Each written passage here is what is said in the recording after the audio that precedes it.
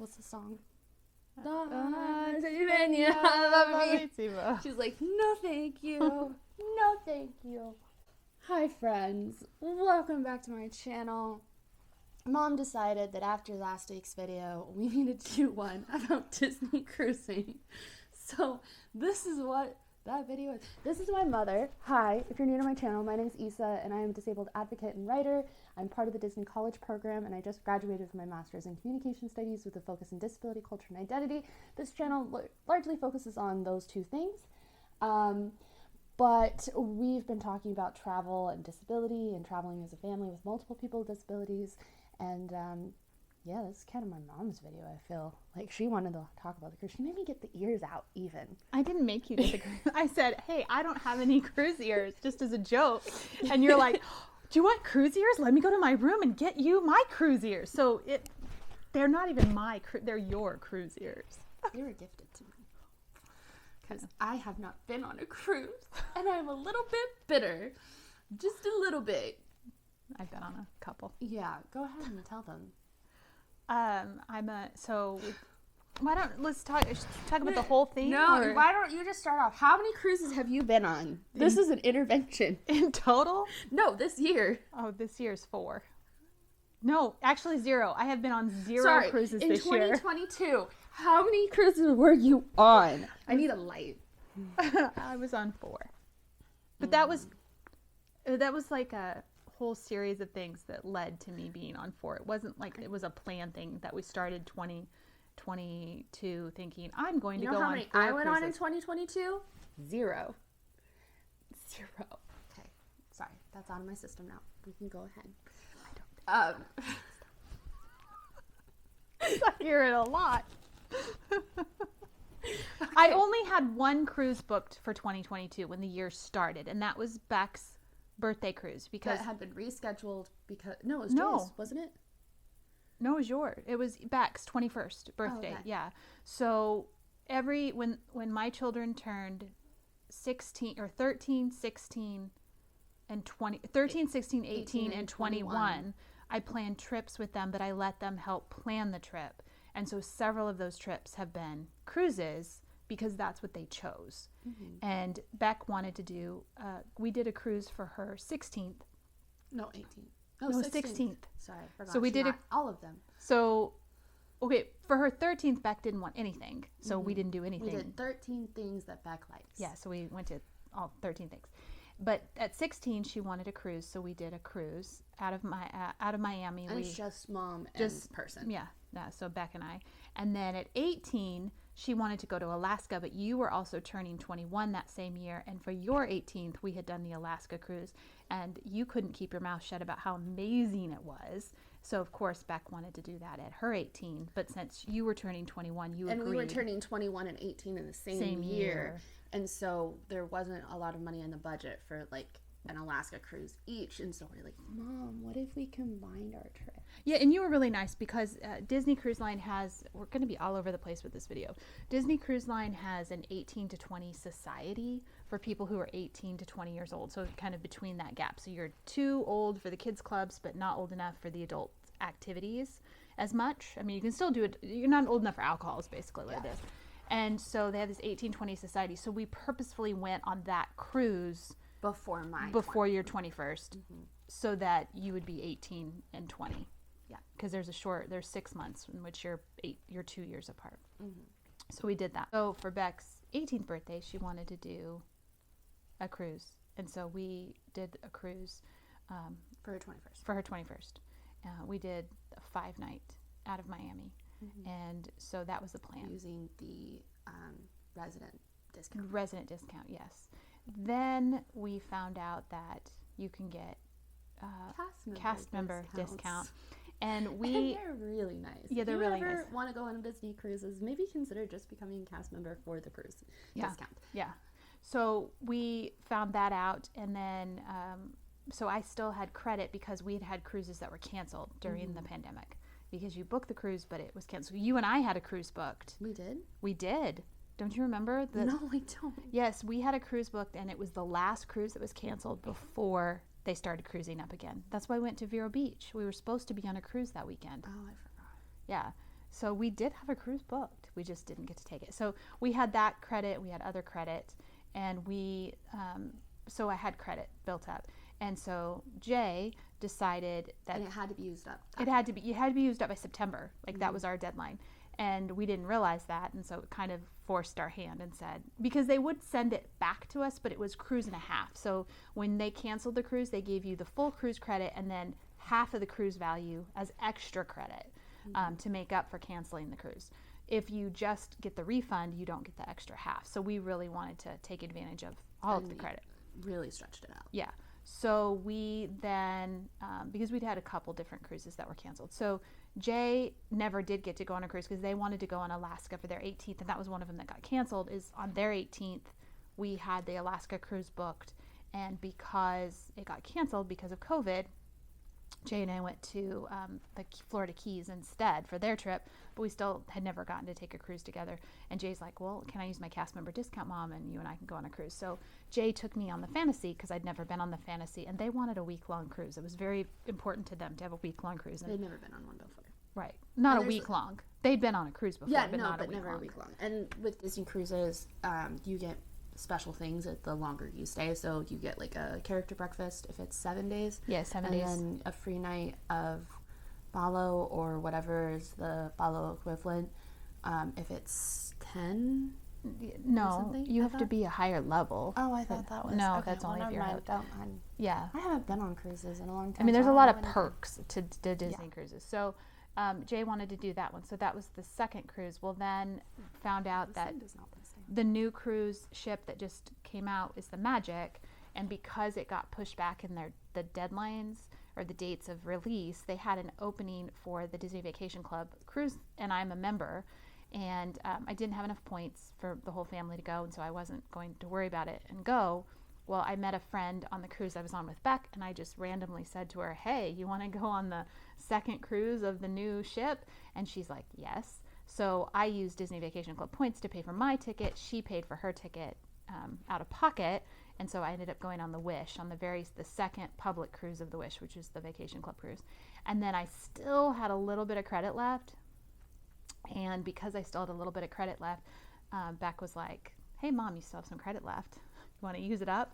And so we booked one more cruise. Like a little short one. The little short one for her and I out of Miami, and that was on the Dream. So, yeah, so Disney Cruise Line has 5 ships, and I've been on all 5. You haven't been on all 5. I've been on 2. However, I do like Disney cruising. I like cruising in general. I'm nervous about cruising other places. So I recently was talking with someone who's also a wheelchair user and whose spouse is a full-time wheelchair user. And we were talking about stuff, and they were about to go on a Disney cruise, and they made a comment that they really don't like cruising other places because cruise ships are stationed, I don't know what it's called exactly, but they're stationed in other countries typically. And because they're stationed there, they don't have to follow ADA. And Disney cruises, however, do follow ADA. There's some, like, of course you can't get, it's like a normal hotel room. You can't get it, a normal room won't be accessible. It'll be a little bit tighter than a normal hotel room. So you may not even be able to get your chair in there. When we had the experience with the accessible room, there was one room. The one accessible room that was not a good for accessibility. Yeah. But it would be good if you like just needed the bathroom handles and that kind of stuff, and that works. But, and it works for our needs.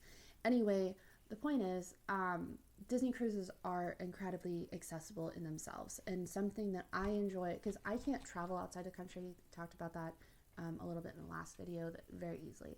It's very difficult for me, especially with like long flights. I cannot sit still that long without starting to be in a lot of pain. And so any opportunity to travel in a way that allows me to get up frequently and kind of stretch and do things, even if it's like in my chair, it's moving around and not sitting in a really compact space. And so it's really cool to be able to go see all these really cool sites.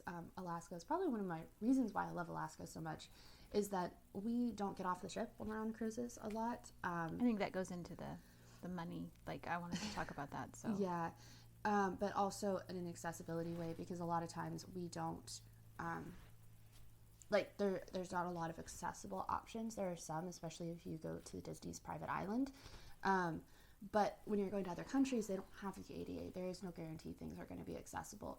But I can still see things, especially in Alaska, from the perspective of the ship.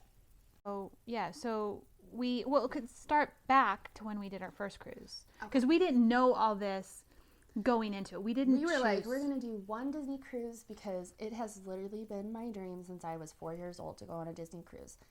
It was not all about me, but like that was. So when she graduated with her master's degree, we went on a short Disney cruise. 3-day to just the Bahamas. Bahamas. Yeah, it was on the Dream. And that was our first experience Disney cruising, and it was so cool. Well, in that one we were still doing no gluten. Yeah. And so we'd experienced it at Disney World. It's a whole different level on the cruise. But on the cruise, they would do something really nice for us is that because they prepare them in a special kitchen, they have an allergy kitchen, they would come the night before and show us the menu for the next day so that we could pre-plan what we were going to eat the next day. It was kind of hard because you'd have to think that far in advance. Especially when you have impulsive eaters like my siblings. Yeah, but we noticed it began from the very first moment we walked on the ship, because we walked on the ship and you have two options. We didn't know this at the time, but you can go sit down at a sit-down restaurant or you can go to the buffet. We thought the buffet was the only option. So we went to enjoy food at the buffet, and I said, hey, do you know what your gluten-free options are? Do you have gluten-free options? Or, I was just in general.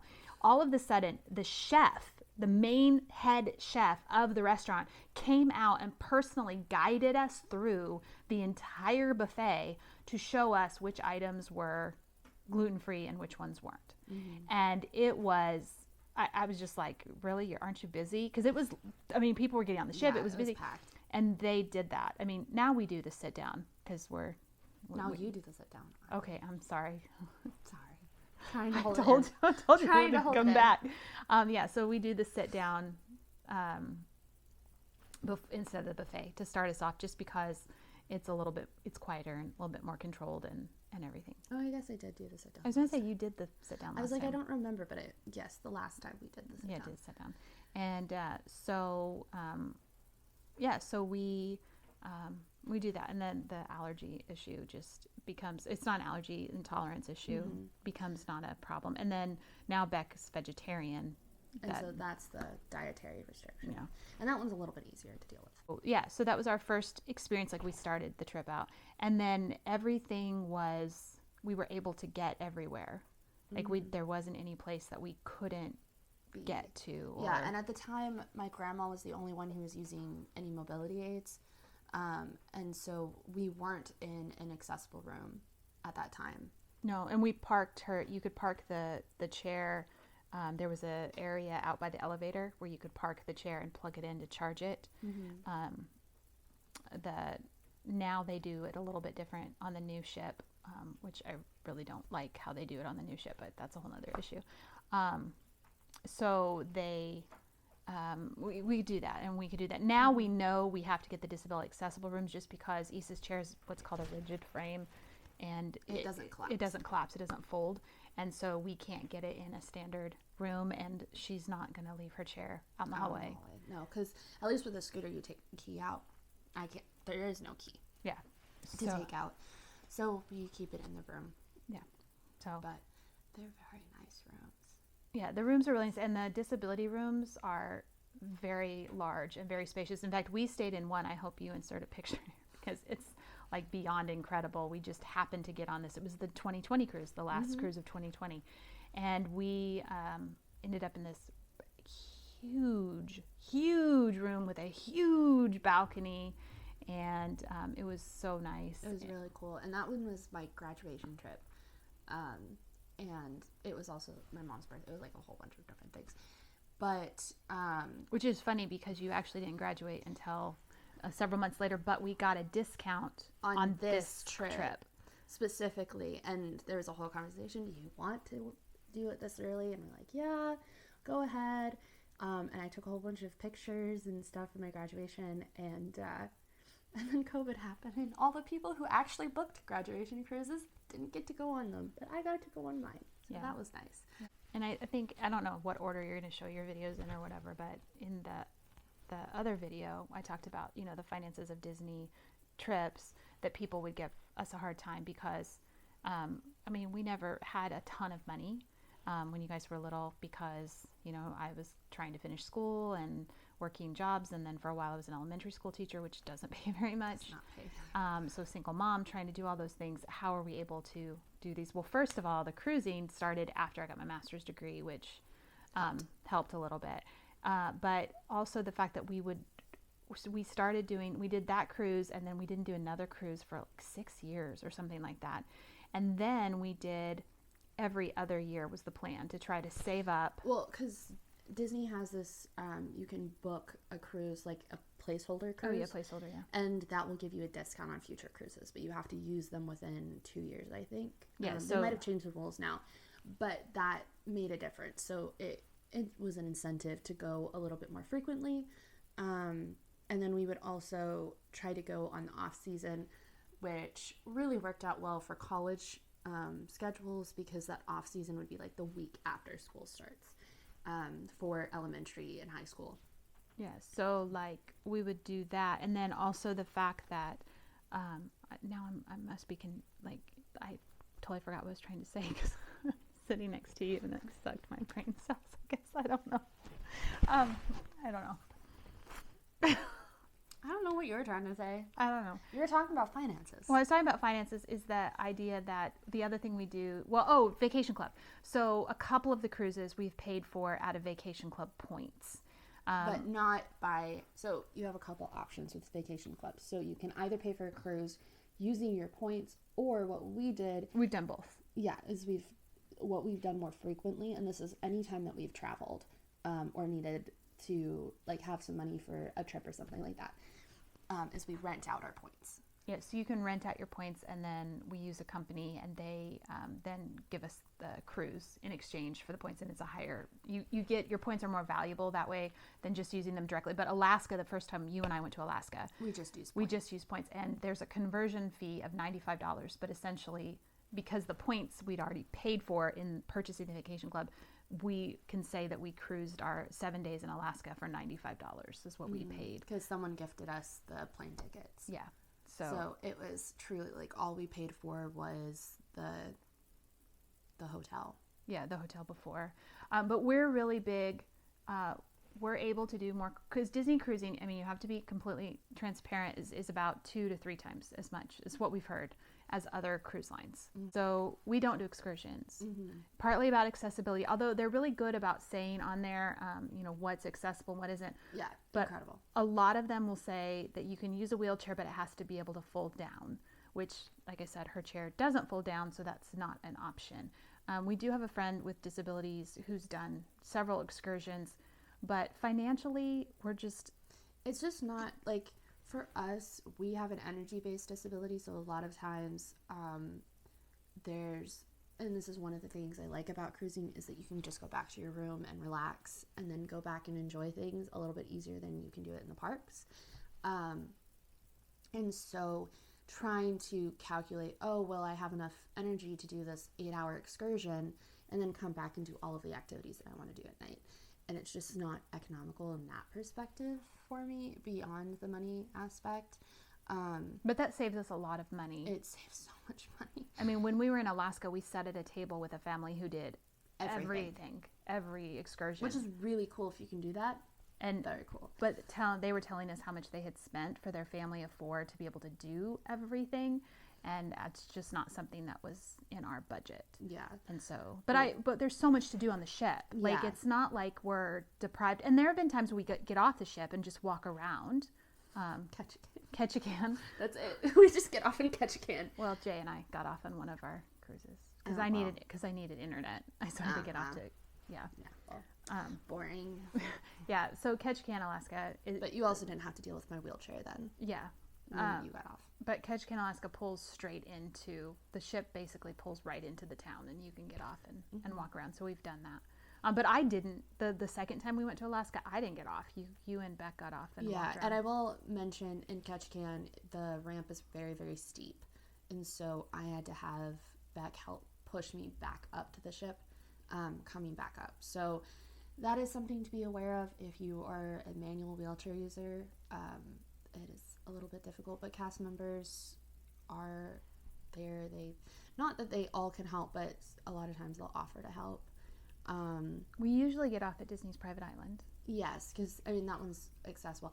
I don't like to get off at Disney's Private Island, but I don't. We've discovered we're not really We're not beach sand people. Yes, we love the ocean to look at, but we don't like the sand and stuff.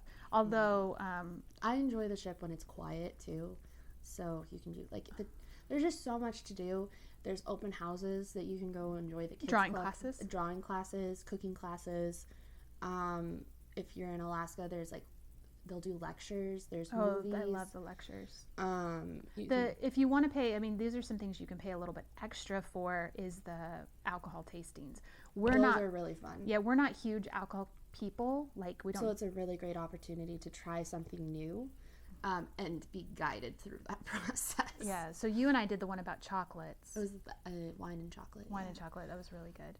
And those are on the ship, and you pre-schedule those. So I've done a couple but I don't really drink alcohol much at all. So that's the extent of my alcohol consumption. We did a rum tasting in Vero Beach. That was fun. But they have I'm a big soda drinker. I know it's not good for you, whatever, but I'm a big soda drinker. And they have free soda as part of this. It's up on the deck, and you can just go get as much as you want. Everything is as much as you want. Yeah, so that's really nice for us. But the other thing is, even the new ship that she hasn't been on yet. Actually, I'm the only one in our family who's been on the new ship, the Wish. So there's a new thing on there that they have a stage when you first walk onto the ship, and it had stairs to get up on it, but it had a button that would convert the stairs to a ramp. Which I thought was really cool, because you mentioned, that they do things even though they don't have to. These are all things that they don't have to do, but they do. And as far as accessibility, even though I said that it's probably the least accessible of all the ships, of the four, but that's something else. It's conveniently accessible is the way Mom described it. Yeah. Is that Disney is a lot about essentially universal design. If you don't know what that is, it's just creating spaces that are inherently accessible without having to go out of your way, and reducing as much labor as possible when it comes to having to find the accessible entrances and that kind of stuff.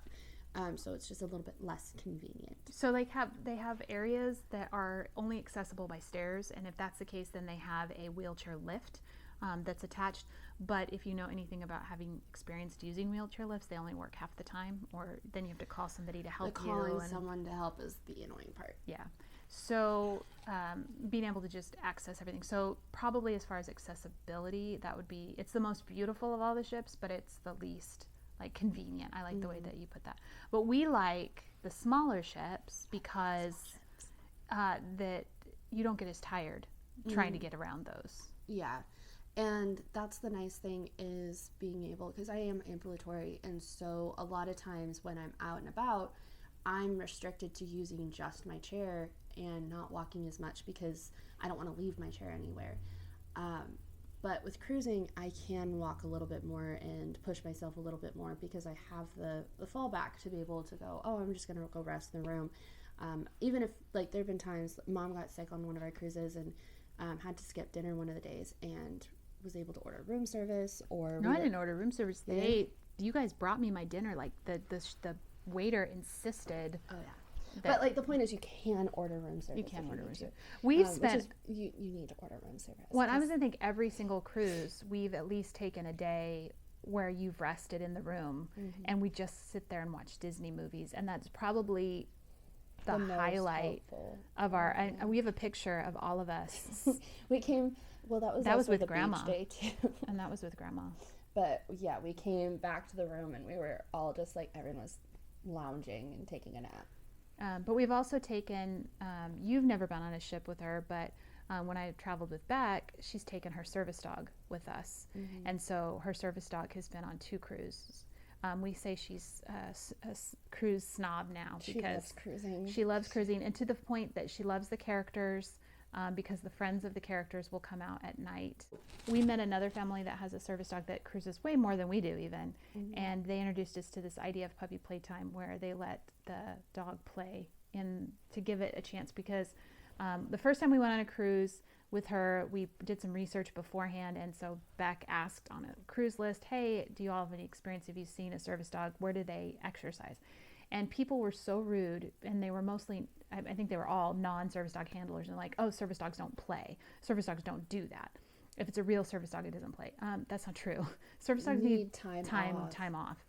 Just like people. Yeah, so we would do puppy playtime in the evening, where we would tell cast members or guests or whatever who wanted to pet her during the day, because you can't pet her while she's working, that, hey, in the evening, we'll take her vest off and you can play with her. And she can play, so she gets the cast let her play in the atrium. Yeah. And, as long as it's controlled, it's definitely controlled. But she does that. And so some of the friends of the characters would come and play with her. And then, of course, because the smell was the same, she would really like the characters, to the point she is now in love with Mickey Mouse. And we went to Fantasmic, and she had a meltdown because Mickey Mouse got attacked during Fantasmic, and it sent her over the edge because poor Mickey. She's a Disney dog now, for sure. We have my favorite dog moment was when we were coming from Castaway, and Goofy came because Goofy wanted his picture with the dogs, because we had my dog, or Beck's dog, and my friend's dog. But when I went on the Wish, I was also with my friend that has the service dog. So even though you were out without Nani. Yeah, so I think of my 4 cruises this year, 3 of them were with service dogs. And so that was that's nice, because Disney is very service dog friendly, and it's not easy to take. It's not like you can just sign up and say, oh, I'm gonna take a dog. You have to go through so much paperwork, and you have to do tons and tons of paperwork, and it has to be done in advance, and you have to get different countries' approval, because some countries allow dogs and some countries don't. Grand Cayman is very hard. We weren't allowed off the ship in the Grand Cayman because we didn't have the right, we hadn't gotten the right. There's a test you have to get that's 3 months out, and we didn't know till about a month before we were going on the ship. So luckily we were still able to cruise as long as we stayed on the ship, which we wouldn't have gotten off anyway. Our friend got off, and she got off only for the reason that it had taken her so much effort to get off. So she wanted to get off, let her dog go to the bathroom in the Grand Cayman, and then get back on the ship. But I think she did end up walking around a little bit and spent some money in the Grand Cayman. So the shows. They have incredible Broadway level shows on the ships. And they have 2 areas that you can watch them from. If you have mobility stuff, they also have, like, you can request all these different services. But depending on the ship, like, one of them you have to go backstage, which is kind of really cool to go backstage to watch it. But you go backstage and then you come and you sit in the front. And that's really nice, because a lot of times when it comes to stages and auditoriums like that, you only can sit in the far back, which is really hard when you have people like grandma who can't hear very well, or you just want to see something a little bit closer. And that, it really makes a difference. We got to see Beauty and the Beast, I think, up front, and that was so cool. It was so cool. And then also Frozen is really nice, up really close if you can do that. Pretty much any of the shows, I think, is nice. We've done it both ways. There's some issue with if you're in the way back, in the wheelchair section on, I don't even remember what ship it was harder to see. But that's the case that I've experienced that a lot, where Disney particularly, not in other places, but Disney particularly, they have disability in the front or disability in the midsection or the back. And a lot of other places, it's only in the back. And so this gives you the option. They'll say, oh, would you like to sit in the front? You know, sit in the middle. Even Fantasmic, when I went back the other day, we got to sit in the very front. So, which was a disability section, which was really nice. But on the ships, it's really good. Yeah, and the big thing about that is that it's not just the front. It has the back option. So if you are somebody who might need to leave in the middle, that is available to you, because if you're in the front, you would be kind of stuck. So having that option is also really cool. And that's the type of stuff that Disney thinks about that I think really makes a difference, is that it gives you the ability to choose the thing that's easiest for you without having to put in a lot of effort to do so. Well, and I was very fortunate when I was on the Wish to have a conversation with the assistant captain, and he was telling me about all of the different steps that they took to make things accessible. So they have a slide that's it's called a coaster at sea, I think they call it on the Wish, and I didn't get to go on it, but they made effort to make sure that was accessible to everybody. So which is really, really nice. So the point is that there's a lot that goes into vacations, and vacations are very important. Taking a break from your space is very important.